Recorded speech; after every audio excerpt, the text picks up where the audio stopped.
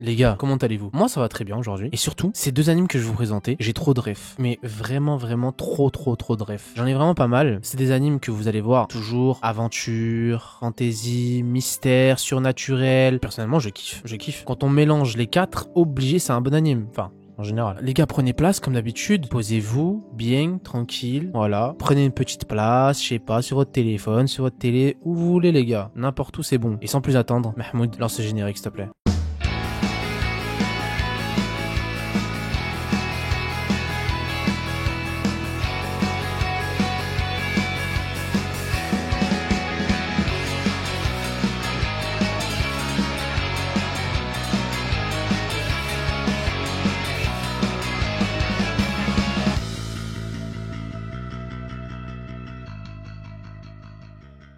Le premier anime que je veux présenter, c'est The Unwanted Undead Adventurer. Donc, nous sommes dans un genre seinen, action, aventure, fantasy, mystère, surnaturel. Harem, c'est pas ce que vous pensez les gars. Vous inquiétez pas.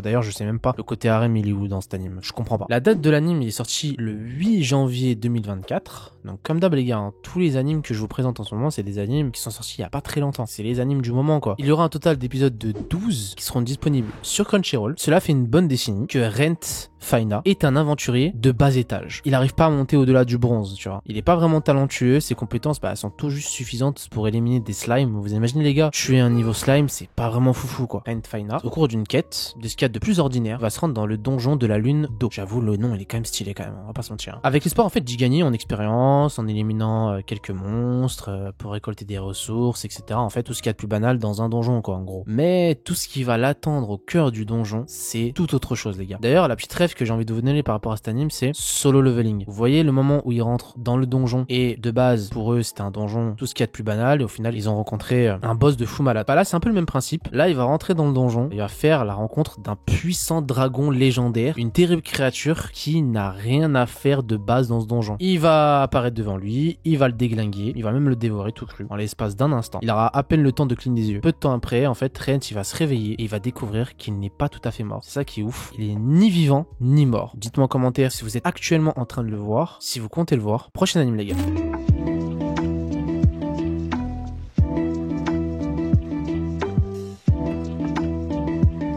The Strongest Tank Labyrinth Raid a Tank with a Rare 9999 Résistance Skill.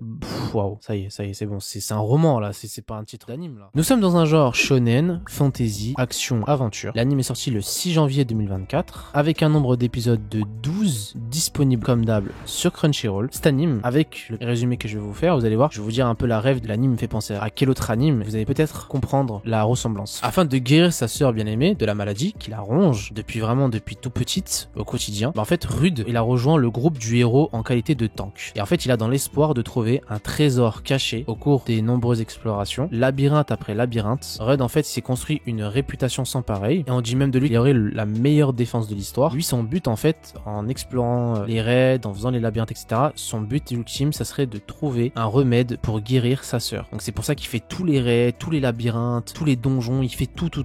Mais seulement suite à une expédition infructueuse, donc une expédition qui va mal se passer, l'arrogant héros l'a exclu du groupe en lui reprochant d'avoir été inutile et de n'être finalement qu'un poids pour le reste des aventuriers. En fait, Rude, en étant dépité, en fait, il va décider de retourner dans son village, dans sa ville natale, et en chemin, en fait, il va sauver une jeune fille, qui est une jeune fille assez spéciale, avec un pouvoir assez spécial. Par la suite, il s'avère qu'en fait, la fille en question, elle est en possession d'une compétence hors du commun, qui s'appelle Après-Sal. Et en fait, ça permet de voir, de révéler la nature des pouvoirs, en fait. Et du coup, elle va révéler la nature du pouvoir de Rude, et Rude, à ce moment-là, il va comprendre en fait qu'il est un tank de fou. C'est un tank de zinzin les gars. Il a des pouvoirs, mais laissez tomber. C'est un tank ultime. C'est le tank ultime quoi. Et les gars, ça me fait penser à l'anime. Bofuri, je suis pas venu ici pour souffrir, alors j'ai tout mis en défense. Si vous avez la rêve, si vous connaissez, vous avez déjà vu. Bofuri c'est un peu le même délire. Sauf que lui, il a pas eu besoin de mettre tout en défense, c'est de base un tank. On va voir les donjons qu'il va explorer pour essayer de soigner sa sœur à tout prix. Voilà, on va voir l'évolution de Rude et aussi l'équipe qu'il va créer par la suite. Donc voilà les gars, ce sera tout pour cette vidéo. N'oubliez pas le petit like, petit abonnement,